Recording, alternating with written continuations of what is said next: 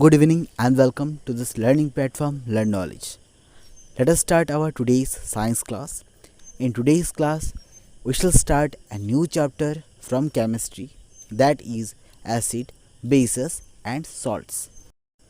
In today's class, we will know the definition of acid and its classification along with its physical properties. So without wasting our time, let us start today's class. In our lower classes, we have learned the definition of acid, which was very basic.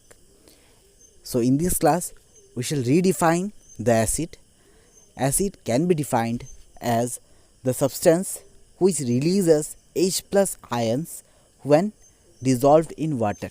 तो acid क्या होते हैं? Acid वो सारे substances है जो H plus ion release करता है, यानी कि छोड़ता है। कब? जब उसे वाटर के साथ ऐड किया जाता है।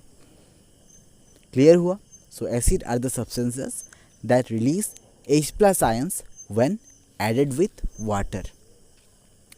Now, the word acid was derived from the Latin name acidus, which means sour in taste. जो वर्ड एसिड है वो एक लैटिन वर्ड एसिडस से लिया गया है, और एसिडस का मतलब होता है खट्टा, यानी कि सोर। यानी कि इसका मतलब ये है कि जो सब्सटेंस खट्टे हैं वो एसिड्स है। एग्जाम्पल दे सकते हैं कौन कौन से चीज़ खट्टे हैं। नींबू पानी, यानी कि नींबू पानी में एसिड होता है, या फिर इमली का पानी जो हम गोलगप्पे के साथ खाते हैं उसमें भी एसिड होता है, इसलिए उसका टेस्ट खट्टा होता है, यानी कि सोर होता है। तो एसिड के बारे में हमने जान लिया कि एसिड पानी के साथ मिलके H प्लस आयन छोड़ता है और एसिड टेस्ट में खट्टा होता है। So let us know about its physical properties. तो फिजिकल प्रॉपर्टीज़ में पहला आता है acids are sour in taste. Now only we have discussed the taste of acids is sour. The second is acids are corrosive in nature, यानी कि acid किसी अगर metal surface पे गिर जाता है तो उस मेटल सरफेस को कोरोड कर सकता है, उसको नुकसान पहुंचा सकता है। इसलिए एसिड को कोरोसिव इन नेचर कहा गया है, क्योंकि एसिड की वजह से कोरोजन हो सकता है। अगला है acids conduct electricity.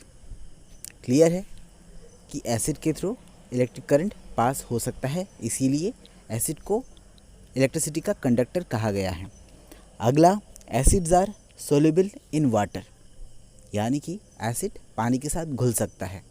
We can dissolve acid in water. So these are the physical properties of acids. Now let us know about its classification. Acid को हमने क्लासीफाई किया है कई सारे बेसिस में। चलिए जानते हैं इसके क्लासिफिकेशन, मतलब इनको किन किन ग्रुप्स में बांटा गया है।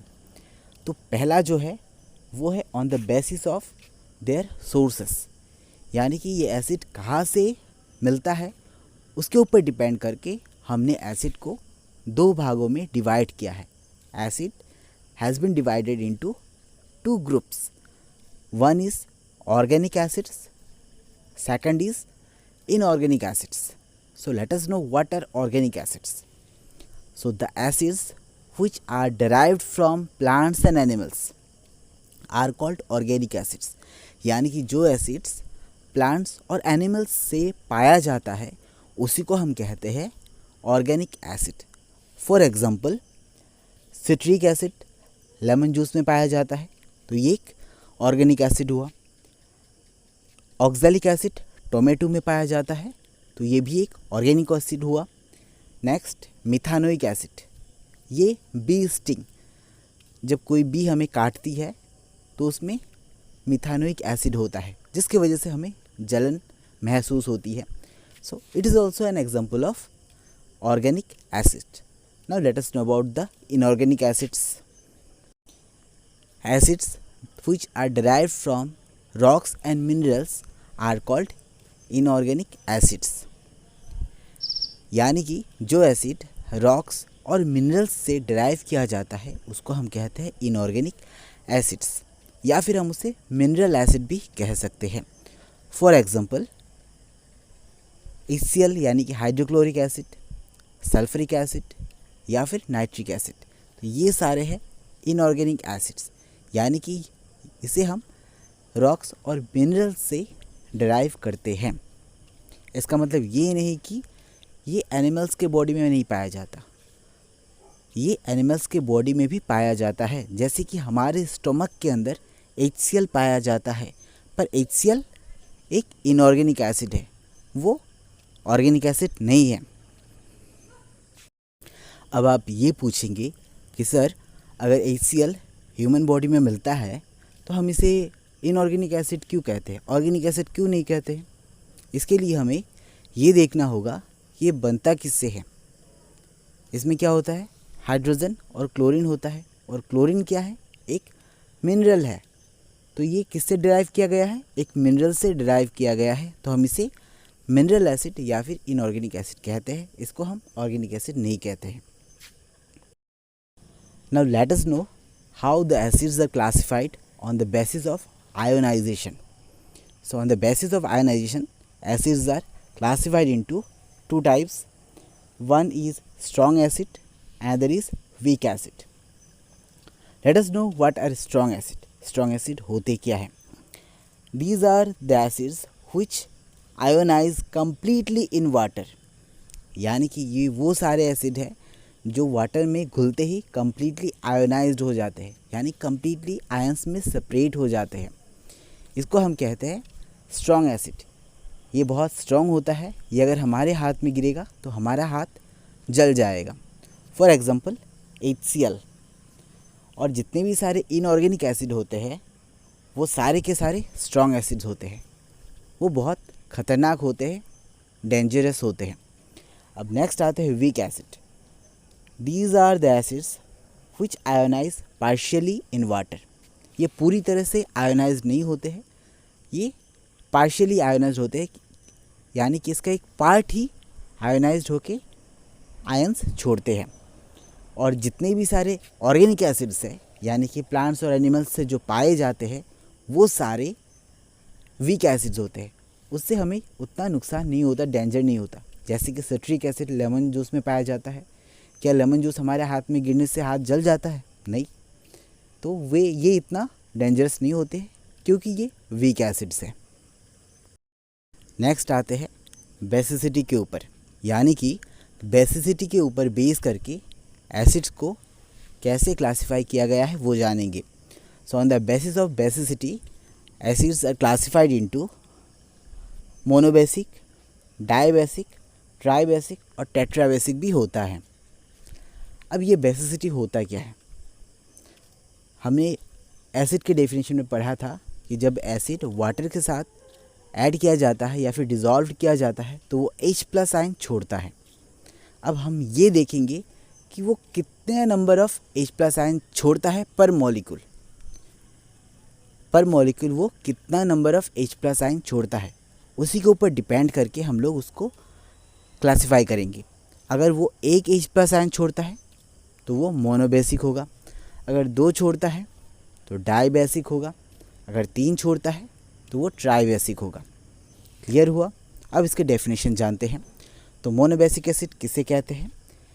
It is an acid which gives 1 hydrogen ion per molecule of acid in solution. इसका एग्जांपल क्या होगा? HCl या फिर HNO3। ये जब वाटर के साथ ऐड किया जाता है तो ये एक ही H+ आयन छोड़ता है पर मॉलिक्यूल, इसलिए इसको मोनोबेसिक कहा गया है। दूसरा है डाइबेसिक। डाइबेसिक होता क्या है? It is an acid that gives 2 H+ ions पर मॉलिक्यूल इन द सॉल्यूशन। इसके एग्जांपल क्या होंगे? H2SO4। यानी कि इसको जब हम लोग वाटर के साथ ऐड करेंगे तो ये 2 H+ आयन छोड़ेगा, इसीलिए इसको डाइबेसिक कहा गया है। अब तीसरा जो ग्रुप है वो है ट्राइबेसिक। आपको पता चल गया होगा ट्राइबेसिक में वो 3 हाइड्रोजन आयन छोड़ेगा। For example H3PO4। इसको जब वाटर के साथ ऐड किया जाता है तो वो 3 हाइड्रोजन आयन छोड़ता है। तो क्लियर हुआ मोनोबेसिक क्या है, डाइबेसिक क्या है, ट्राइबेसिक क्या है और बेसिसिटी क्या है? Basicity is the number of H+ ions released by an acid when added with water. Clear? Now let us know how acids are classified on the basis of concentration. यानी कि concentration के ऊपर base करके acid को कितने भागों में divide किया गया है वो जानेंगे. Acids are classified into two groups on the basis of concentration. One is concentrated acids and there is diluted acid. तो concentrated acids होते क्या है? It is an acid having a relatively high percentage of acid in its aqueous solution. आप लोगों ने सुना होगा कि दूध के साथ पानी मिलाया जाता है. हर कोई मिलाता नहीं है, पर ज़्यादातर जो दूध बेचते हैं दूध वाला वो दूध के साथ पानी मिलाता है. अगर दूध का अमाउंट ज़्यादा है, पानी का अमाउंट रिलेटिवली कम है, तो हम कह सकते हैं कि वो कॉन्सेंट्रेटेड मिल्क है. सिमिलरली जिस सॉल्यूशन में पानी का अमाउंट कम है और एसिड का अमाउंट रिलेटिवली ज़्यादा है, उसको हम कहेंगे कॉन्सेंट्रेटेड एसिड्स. और डाइल्यूटेड एसिड क्या होता है? डाइल्यूटेड एसिड वो होता है जिसमें पानी का अमाउंट ज़्यादा है और एसिड का अमाउंट रिलेटिवली कम है, उसको कहेंगे हम लोग डाइल्यूटेड एसिड. क्लियर हुआ कि कॉन्सेंट्रेटेड एसिड क्या होता है? उसमें एसिड का अमाउंट ज़्यादा होता है, परसेंटेज ज़्यादा होता है, और डाइल्यूटेड में एसिड का परसेंटेज कम होता है. अब हम लोग उसको पानी के साथ मिलाते ही क्यों है?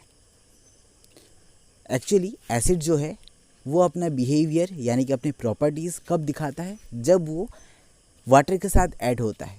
वाटर के साथ ऐड होता है तभी तो वो जाके H+ आयन छोड़ेगा ना, तभी उसके प्रॉपर्टीज़ निकल आएंगे. इसीलिए एसिड को वाटर के साथ ऐड करना बहुत ज़रूरी है. अब आता है डाइल्यूशन होता क्या है एक्चुअली. अभी तो हमने सीखा ना डाइल्यूटेड एसिड्स. अब ये डाइल्यूशन होता क्या है? डाइल्यूशन यानी कि एक प्रोसेस है जहाँ पे एसिड को वाटर के साथ ऐड किया जाता है, उसी को हम कहते हैं dilution. So you have to keep this in mind that acid shows their acidic property only when they are added with water, and the process of adding water and acid is known as dilution. Clear? So our classification of acids ends here. Today up to this. Thank you for watching. जाने से पहले आज का thought, worry is a miss use of imagination. हम लोग किसी चीज़ के बारे में सोच के इमेजिन करके परेशान हो जाते हैं, और ये इमेजिनेशन का एक मिस यूज़ है. हम लोग कुछ अच्छा इमेजिन कर सकते थे, पर हमने क्या किया, कुछ बुरा इमेजिन किया और उसके ऊपर हम लोग परेशान हो गए. तो ये एक मिस यूज़ है. तो हमें इमेजिनेशन का मिस यूज़ नहीं करना है. हमें हमेशा पॉजिटिव सोचना है और वरी नहीं करना है. Goodbye, good night.